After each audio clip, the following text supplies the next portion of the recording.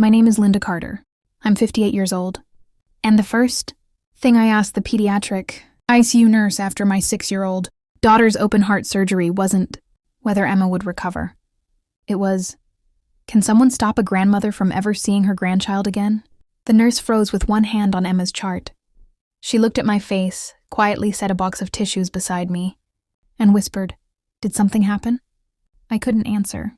I simply turned my phone over so she couldn't read the screen. Whatever was written there had changed something inside me forever. Only 10 minutes earlier, I believed the hardest part of my life was finally over. Outside the hospital window, rain tapped softly against the glass while a ceiling vent hummed above us. Inside the room, Emma slept peacefully beneath a white blanket, her tiny chest rising and falling as machines kept steady rhythm beside her bed. The surgeon had smiled before leaving and said the operation had gone better than expected. For the first time in months, I let myself believe my little girl might finally have a normal childhood. I wanted to share that hope with the one person I thought would understand. I took a simple photo of Emma sleeping, careful to keep the tubes and monitors out of the frame, and texted it to my mother with only 6 words. Surgery went well. She needs prayers. I wasn't asking for money. I wasn't asking her to drive to Knoxville. I wasn't asking for sympathy. I just wanted a grandmother to know her granddaughter was alive. My phone buzzed almost immediately. I smiled before opening the message because I expected to read, "Thank God," or maybe, "Tell Emma I love her." Instead, every bit of warmth left my body. I read the message once, then twice, then a third time because my mind refused to accept the words staring back at me. Stop making her our problem. The heart monitor beside Emma never changed its steady rhythm, but mine did. As I looked from my sleeping daughter back to those 7 cruel words, I realized something that terrified me far more than the surgery itself.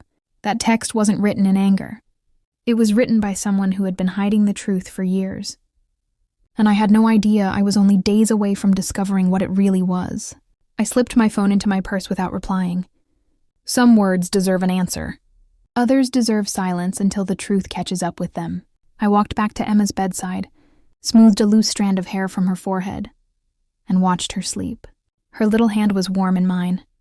The steady beeping of the monitor was the only sound in the room, besides the soft clicking of the ceiling fan. I kept asking myself the same question. Why would a grandmother look at that photo and see a burden instead of a miracle? The answer didn't come that day, but the first clue arrived before sunset. David came back from home carrying Emma's favorite stuffed rabbit, a fresh change of clothes, and 2 cups of coffee that had already gone lukewarm. One look at my face told him something was wrong. I handed him my phone without saying a word. He read the message slowly, then closed his eyes. "Linda," he said quietly, "I wish I could tell you I'm surprised." Those words settled heavily between us. "What do you mean?" I asked. He hesitated, staring through the hospital window toward the rain-soaked parking lot. "I've noticed things for years, but every time I tried to bring them up, you defended your mom." My stomach tightened. He wasn't accusing me. He was reminding me. Suddenly I remembered birthdays she'd skipped, because she was too busy. School programs she'd promised to attend but never did. Christmas mornings, when Emma opened one small gift, while her cousins unwrapped piles. I had always explained it away. Mom forgot. Mom wasn't feeling well. Mom will make it up next time. But next time never came. Folks notice more than people think, and I realized David had noticed long before I had. The next morning, while Emma rested, I searched through years of old text messages. At first, nothing stood out. Then I found one sent shortly after. Emma's heart condition had first been diagnosed. I hadn't thought much of it then. Now it made my blood run cold. My mother had written, "Some burdens last a lifetime." At the time, I'd assumed she meant the diagnosis. Now I wasn't so sure. Before I could think another thought, my phone rang. The screen showed Aunt Carol. Her voice was barely above a whisper. "Linda, your mother prayed you'd never find out what she said about Emma the week she was born. But after that text, I can't keep her secret anymore." I quietly stepped out of Emma's room and into the nearly empty family waiting area before answering Aunt Carol. The old coffee maker hummed in the corner, and the smell of stale coffee mixed with disinfectant filled the air. Through the window, I could see families sitting silently on worn benches, each carrying worries of their own. I lowered my voice. "Carol, what secret?" She didn't answer right away. I could hear her taking slow breaths, as if she'd been carrying this conversation for years. Finally, she said, "Linda, I've hated myself for staying quiet, but your mother made me promise never to tell you." My heart pounded. "Tell me anyway." There was another long silence. 3 days after Emma was born, your mother came to my house crying. "I thought something terrible had happened to you. Instead, she said your life was over, that a child with health problems would ruin your future." I leaned against the wall, struggling to stay on my feet. Aunt Carol continued. "I told her she was talking about her own granddaughter, but she just kept saying, 'Linda doesn't see it yet. One day she'll understand this child will become everyone's responsibility.'" Tears filled my eyes, but I refused to let them fall. Suddenly, every forgotten birthday, every canceled visit, every empty excuse replayed itself in my mind. They hadn't been accidents. They had been choices. Then Aunt Carol said something that frightened me even more. About 4 months ago, your mother asked me to drive her to an attorney's office because she didn't want anyone recognizing her. Truck. My grip tightened around the phone. Why would she need an attorney? Carol sighed. She wouldn't tell me everything. But while we were driving home, she said one sentence I'll never forget. She said, "I refuse to leave my money to a child who'll spend it all on hospitals." My knees nearly gave out beneath me. This wasn't anger. This wasn't frustration. This had been planned. For years, before I could ask another question, Emma's nurse stepped into the hallway looking for me. "Mrs. Carter," she said gently, "Emma's asking for her." "Mommy," I thanked Aunt Carol and hurried back to the room. Emma smiled weakly when she saw me and whispered, "Mommy, did Grandma like my picture?" My throat tightened. I kissed her forehead and simply said, "Sweetheart, let's just worry about getting you home." At that exact moment, my phone buzzed again. It was another text from my mother. This time it wasn't an insult. It was a warning. And somehow that frightened me even more. I waited until Emma drifted back to sleep before I opened my mother's message. My hands were steady this time, but my heart wasn't. It read, "Don't start asking questions you aren't ready to have answered. Some family secrets are better left buried." I stared at those words until the screen went dark. This wasn't the voice of a woman who regretted what she'd said. It was the voice of someone afraid the truth was about to catch up with her. I slipped my phone into my purse and looked at Emma. A thin bandage peeked out above her hospital gown, and despite everything she'd been through, she was hugging her stuffed rabbit with a peaceful smile. She deserved a childhood, not a family feud. I quietly promised myself I wouldn't let my mother's bitterness become part of Emma's future. 2 days later, Emma was strong enough to leave the hospital.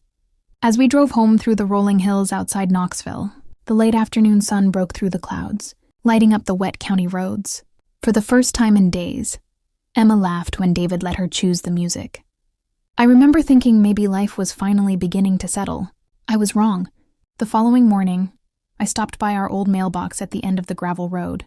Mixed in with our letters was an envelope that belonged to my mother. The mail carrier had confused our addresses again, something that happened every few months because our roads were so close together. I almost drove it straight to her house, but one detail caught my attention.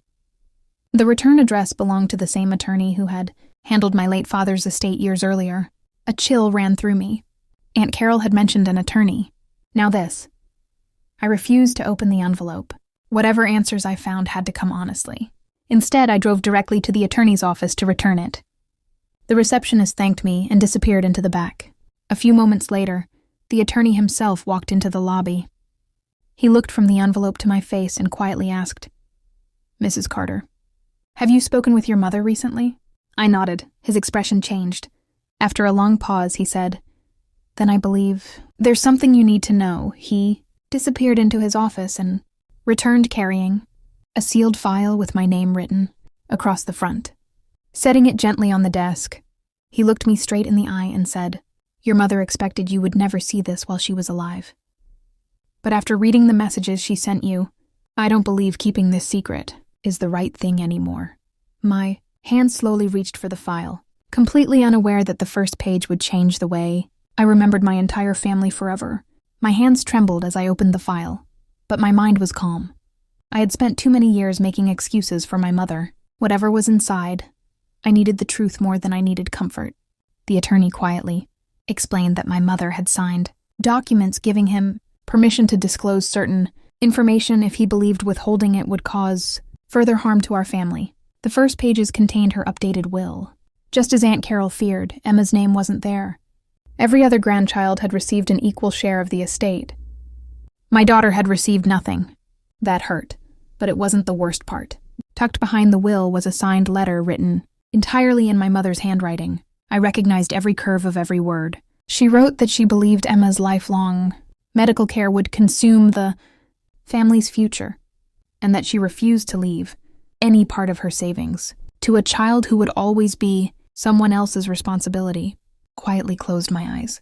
The cruel text she'd sent from the hospital hadn't been a moment of anger.